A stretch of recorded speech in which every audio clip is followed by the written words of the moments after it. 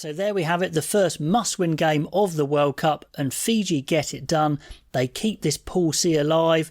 It might be the most exciting pool of the World Cup. Australia 15, Fiji 22. Fiji get it done. I mean, they did dominate a lot of areas of this game. Attack, the power game, their scrum was good, their turnovers and jackals were amazing, and also Australia gave away a lot of penalties under that pressure. But certainly there still are holes in the Fijian game. The line out, certainly towards the end, was an absolute disaster.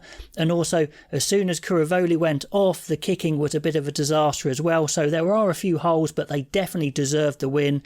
It was the one that the neutral would have wanted, as well, of course, Fiji and Fijian fans. So let's get into the details of this game. And Fiji start off with a couple of high tackles, 3-0 straight away. They're definitely on the attack, ball in hand, but they are playing around the halfway line like they did against Wales, and maybe they blew themselves out just a little bit towards the end. I just think a couple more occasional tactical kicks could help them, but certainly sheer danger of ball carrying and ball movement was with Fiji. Now, Australia, understandably, they want to go to the air quite early to get Nwanga Tawazi under the ball with a contested ball, and they did that a couple of times without any joy. Now, Fiji, they definitely fancy having a go at this Australian pack in the scrum, and they probably edge it in the scrum overall, and they actually finish off the game with a big scrum to win the game.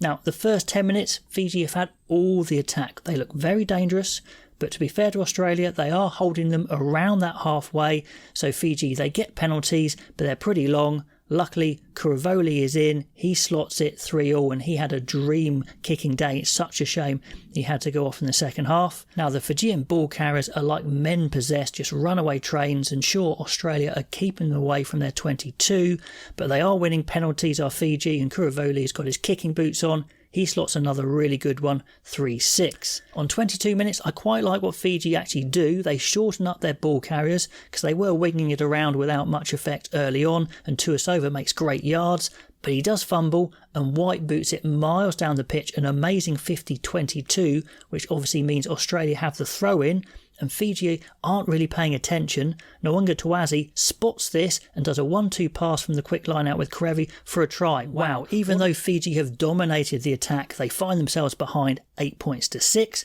but not for long, because Kuravoli, he is on fire. He snipes off a maul, off an Australian fumble, and then it's a little bit of a slap in the face from White. Not a lot, to be honest, but it's enough for a penalty. Kuravoli says, "Thank you very much," retakes the lead, 8-9. On half an hour, Australia finally get to build a good spell of pressure, but it's that human boulder Boccia with a lightning quick jackal. He was amazing in the jackal, as were a lot of these players today for Fiji, so that jackal coming to the rescue, and it wasn't for the last time.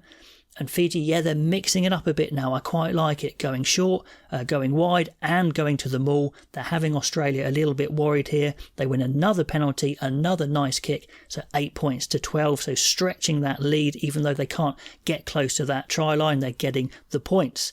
And there is some irony there that Fiji don't kick from open play, but whenever they get a penalty, they're slotting the kick, and it is working. Now, towards the end of that half, it looks for all the world like Fiji are going to score, but it's 3 mucked up lineouts in a row. Frost actually steals 2, so maybe they'll go for goal again, but that was a real shame for Fiji. They really should have scored again before half-time. So 8-12, Fiji deserve the lead, but they'll kick themselves for not scoring before half-time. After half-time, maybe Fiji have talked about tactical kicking. It's not from the 10, of course it's from Kuravoli with a huge box kick in the middle of the park, and Gordon and his winger, they just leave it and let the ball bounce. It's a criminal error really. Tuisova says thank you very much and gallops over in the corner, 8-19, and of course Kuravoli, amazing conversion. So that was a massive score for Fiji, actually from a kick, and a massive mistake for Australia. And soon after that, actually Gordon gets hauled off. Eddie Jones never mucks around when he wants to change someone not performing. So anyway, yeah, Fiji deserve the lead, but that line-out is becoming a big issue. Frost was an absolute pain all game. Then on 46 minutes, yeah, a big blow for Fiji. Kuravoli limps off. Lamani's on and he takes over the kicking, but yeah, he's nowhere near the kicker that Kuravoli is. Lamani has quite a nasty hook on his kicks, actually. On 47 minutes, and penalties are really starting to hurt Australia. already into double figures. It would have been more points on the board, but Lamani's kicking now and he hooks it badly. He should have got that one really. Yeah, and Carter Gordon gets hooked off. Donaldson goes to 10 and looks fairly assured. They probably could have done with Kellaway on the bench though to go to 15. That's something I mentioned in my preview show of the selection.